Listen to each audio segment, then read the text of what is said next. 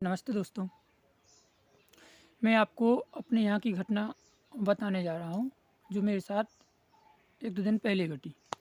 मेरे पास एक बहुत पहुँची हुई संत आए, पता नहीं कहीं से उन्हें जानकारी लगी मेरे पास आए और मुझसे बोले कि मेरे से सत्संग करने लगे ऐसे ही। कुछ लोगों ने बोल दिया कि इनसे मिलिए, इनसे मिलिए, इनसे मिलिए। थोड़ी-थोड़ी पहचान होने लगी मेरी। तो हमारे पास आए तो हमने उनको नमन किया, नमन करने के बाद सीधा बोलने लगे, बोले बेटे थोड़ी अपना उम्र में लगभग 50-55 साल के होंगे। तो हमसे बोले बेटे पूछो तुमको क्या पूछना है? मैंने कहा अच्छा। बोले तुम्हारे अंदर जो भी समस्या हो, मन के अंदर जो भी दिक्कतें हो, मतलब जैसी भी शंका चल रही हो, वो मुझे बताओ, मैं आपके सारी शंकाओं का हल कर दूँगा। कि वाह! मैं तो चाहता हूँ, मैं तो इसलिए हूँ ही कि जो मेरे अंदर शंकाएँ हैं उनका समाधान हो। तो मैंने उनसे सबसे पहले पूछा, मैंने कि प्रभु मुझे सिर्फ़ इतना बताइए कि मोक्ष हमको चाहिए क्यों? क्या हम जैसे अपनी ज़िंदगी में बिना शादी के मस्ती करते हैं, घूमते-फिरते रहते हैं, तो क्या मोक्ष में हमें मोक्ष ना मिले तो क्या यूँ ही अपनी ज़िंदगी ना गुज़ारेंगे उस दुनिया में, मरने के बाद जो भी है? चूँकि पता नहीं किसी को, लेकिन हम बताएँगे। हमने उनसे पूछा कि हमें मोक्ष क्यों चाहिए? महात्मा जी बोलने लगे, "अरे! कैसा मूर्ख पागल बच्चा है। पूरी दुनिया भाग रही है मोक्ष के पीछे, तुझे मोक्ष नहीं चाहिए?" मैंने कहा चाहिए, पर क्यों चाहिए?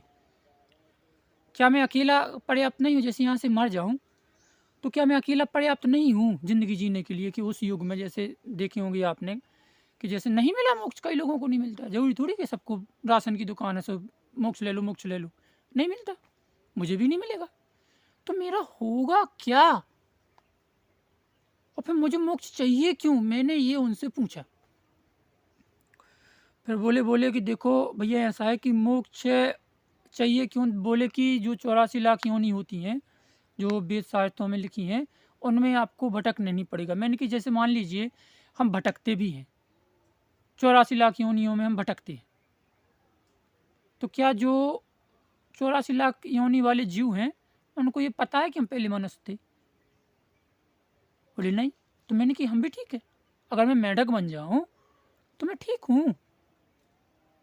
भाई मेंढक बनने या कीकड़ा बनने या चमगादड़ बनने या बंदर बनने के बाद जब हम बंदर बनेंगे तो हमें ये याद ही नहीं रहेगा कि हम इंसान हैं। हमें ये भी पता नहीं रहेगा कि हमारी माँ थी, पापा थे, कौन-कौन थे। उनसे मोह कनेक्टिविटी तो खत्म हो जाएगी ना। तो हमें तो बंदर योनि में भी ठीक है, क्योंकि उनका एक सर्कल अलग बन जाता है। भाई वो अपने जो भी लोग-बाग हैं, जितने भी बंदर हैं, अपने साथी सहयोगी, उनको देख के ही खुश रहते हैं। वो भूखे हैं तो वो भी भूखा है, वो भी मज़े ले रहा है। उनकी अलग है जनसंख्या, सब कुछ उनकी एक अलग दुनिया है। तो मैंने उनसे पूछा, मैंने कि अगर हमें ये ना मिले तो? बोले तुम भटकोगे। मैंने कि कैसे? बोले जैसे भटकते हैं लोग। मैंने कि कैसे? बोले कि जैसे जो भी भूत-प्रेत बन जाते हैं, ये देखे होंगे आपने अपने आजू-बाजू में आते हैं, आजू-बाजू कोई के पिताजी दादाजी या कोई भी है, या अपने कुल देवी-देवताओं के रूप में नहीं कुछ थपी होती है, फलाने मसान बब्बा, ये फलाने ढिकाने आजू-बाजू के गाँव में। बोले तुम ऐसे बन जाओगे। तो मैंने कि तो उससे क्या होगा? अच्छी बात तो है, लोग पूजेंगे।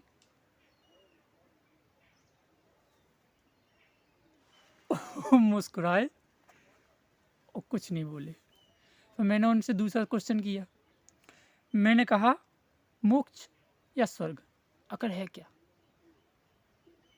बिल्कुल सेम उत्तर, बिल्कुल सटीक उत्तर और सेम उत्तर। बोले 84 जो हम यहाँ से मरते हैं, मरने के बाद जो हमारी स्थूल शरीर है या जो आत्मा है, वो आत्मा सीधी जाके हरि से मिल जाती है, तो वो पुनः पृथ्वी पे वापस नहीं आती। इसको हम मोक्ष कहते हैं। मैंने कहा अच्छी बात है यार। मैंने कि वो मिलेगी कैसे? मतलब हमें ये कैसे? मैंने उनसे पूछा, मैंने कि आपकी उम्र कितनी है? वो बोले 50-55। मैंने कि आपको यकीन है कि आपकी आत्मा मरने के बाद हरि से मिल जाएगी? बोले नहीं। मैंने उनसे पूछा, मैंने कि आप किनकी भक्ति? बोले बहुत बड़े देवता हैं अपने। बोले उनकी भक्ति कर रहा हूँ। मैंने कि तो वो क्या जब आप मरने के पहले जब तक वो आपके सामने नहीं आएँगे, तो आपको ये कैसे पता होगा कि हम जिनकी भक्ति करते रहे, तो डेफ़िनेटली वो मोक्ष देगा हमें?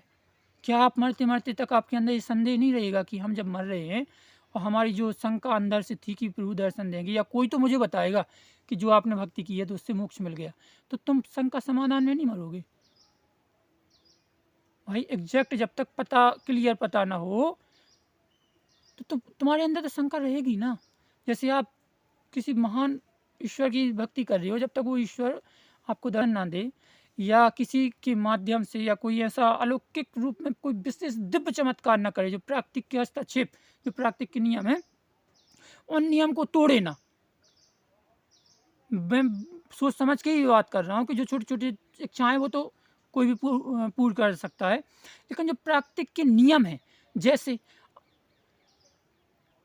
आपके यहाँ कोई व्यक्ति मरने की कगार पे है या उससे कैंसर हो गया, समझना। अब आपने जिस ईश्वर की आप भक्ति कर रहे हो डिक्लेयर है कि वो मरेगा, यानी प्राकृतिक का एक नियम है या प्राकृतिक या उसकी आगे या जो भी समझे एकदम कंडीशन थर्ड है। अब आप जिसकी भक्ति कर रहे हो उसको अब आप उस जगह प्रैक्टिकल कीजिए कि ये व्यक्ति बच जाए। अगर वो बच जाता है तब तो समझ लीजिए कि चलो ठीक है, आपकी पकड़ है उस ऊर्जा पे। अगर वो नहीं बचता तो ये समझिएगा आपकी पकड़ ढीली है, वो आपको मोक्ष नहीं देगा अभी। ठीक है, तो मैंने उनसे ये पूछा तो उनका बस सेम जवाब था कि 84 लाख योनि में नहीं भटकेंगे, मरने के बाद सीधा। मैं फिर थोड़ा सा मुस्कुराया, मैंने कहा। फिर मेरा तीसरा सवाल उनसे था, क्या इस जन्म में या एक जन्म में मोक्ष मिल सकता है? इस जन्म में क्या हम मोक्ष को प्राप्त कर सकते हैं? अगर कर सकते हैं तो कैसे? तो उनका बिल्कुल जो हर जगह मिलता है सवाल का जवाब यही कि भगवान की भक्ति कीजिए, राम नाम लीजिए या कृष्ण नाम लीजिए या कोई भी नाम लीजिए, लेते लेते लेते लेते लेते आपको मोक्ष प्राप्त हो जाए। मैंने फिर उनसे वही काउंटर क्वेश्चन किया, मैंने कि कैसे हमें पता लगे? जैसे हमने देखी भी है कई साधु महात्मा पूरी ज़िंदगी राम का नाम लेते हैं या किसी भी देवता का नाम लेते हैं, तो मैंने उनसे काउंटर क्वेश्चन यही किया कि भाई उनको कैसे पता कि हमें मोक्ष मिल गया? सवाल तो वे पुनः वही है, जब तक वो देवता आए ना तो कैसे पता है कि मोक्ष मिल गया? वो व्यक्ति तो संदेह में मरेगा ना। तो बोले इस युग में तो बड़ा मुश्किल है दर्शन प्राप्त करना। तो मैंने कि आप तो हमें कैसे यकीन हो कि हमें मोक्ष मिल गया? मोक्ष हमें चाहिए ही क्यों? साला मैं तो छुट्टा सांड पे घूमूंगा, मुझे नहीं चाहिए महात्मा जी, अब मुझे कोई मोक्ष नहीं चाहिए। मैं तो जैसा यहाँ पे हूँ जंगल में, छुट्टा सांड, सांड की तरह जहाँ रहूँ जहाँ खाऊँ खाऊँ सब कुछ। तो क्या मैं उस दुनिया में नहीं कर सकते हैं ऐसा? तो मुस्कुराए और मुस्कुरा के वो नमन करने लगे और बोले प्रभु अब आप मुझे बताइए। बहुत वृद्ध थे, मतलब 55-60 की समथिंग उनकी एज होगी, यहाँ इतने इतने बड़े बड़े बाल। फिर हमसे बोले कि प्रभु आप मुझे समझाइए, मुझे इन प्रश्नों का उत्तर अभी तक नहीं मिला। तब मैंने उनसे पूछा,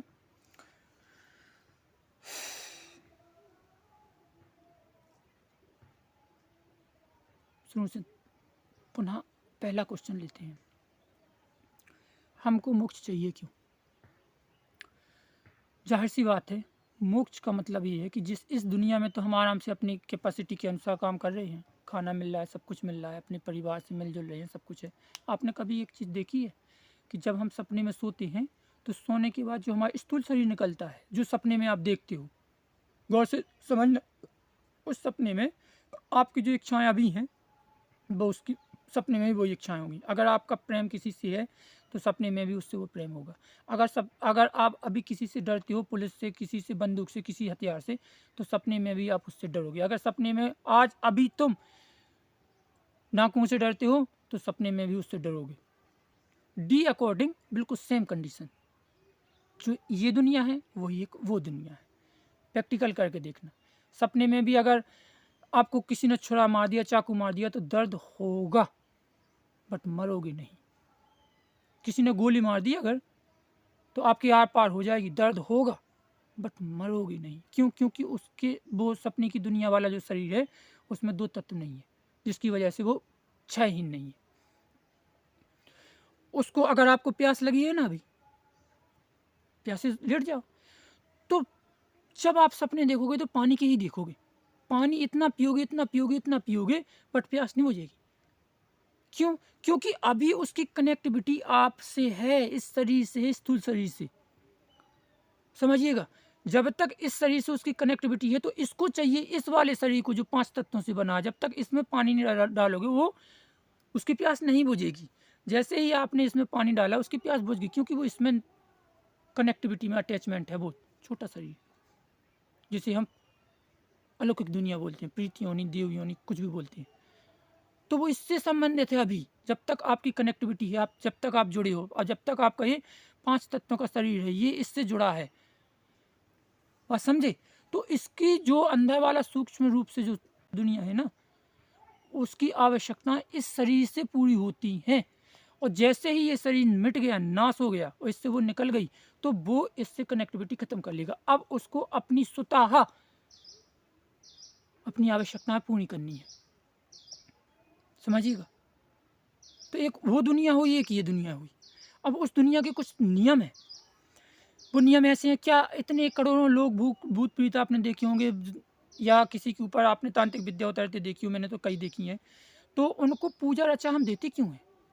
जैसे उन्होंने कहा कि मुझे पूड़ी चाहिए, तो क्या वो पूड़ी कहीं पे जहाँ पे बन रही है इतनी सारी, कहीं पे कन्या भोज हो रहा है, कहीं पे भंडारा हो रहा है, कहीं पे ये गोनी, तो क्या वो इतने सक्षम नहीं है कि वहाँ जाके वो पूड़ी खा लें? क्यों चाहिए? वो तो, अरे वो तो किसी को देखेंगे नहीं, 4 पूड़ी उठाने में उन्हें क्या दिक्कत है, खा ले। नहीं कर सकते, क्योंकि उनको जैसे अभी डर लगता था ना आपको, वैसे उनको भी उस समय डर लगेगा। जब तक कोई उनको समर्पित नहीं करेगा कि लो आप खा लीजिए, या उनको प्रसाद के रूप में नहीं देगा, तब तक वो ग्रहण नहीं कर पाती है। उनका नियम है, नेचर का नियम है, जिन्होंने उन्हें बांध के रखा है। तो मुझे मोक्ष सिर्फ इसीलिए चाहिए, समझना गौर से, कि मैं जब मरूं तो मेरा जो स्थूल शरीर है वो पुनः इस पृथ्वी पर नहीं आए, ये बात सत्य है। लेकिन उस स्थूल शरीर को जो उसकी आवश्यकताएं हैं, जैसे उसको भूख लग गई, प्यास लग गई, तो वो आवश्यकताएं उसकी स्वतः पूर्ण होती जाए।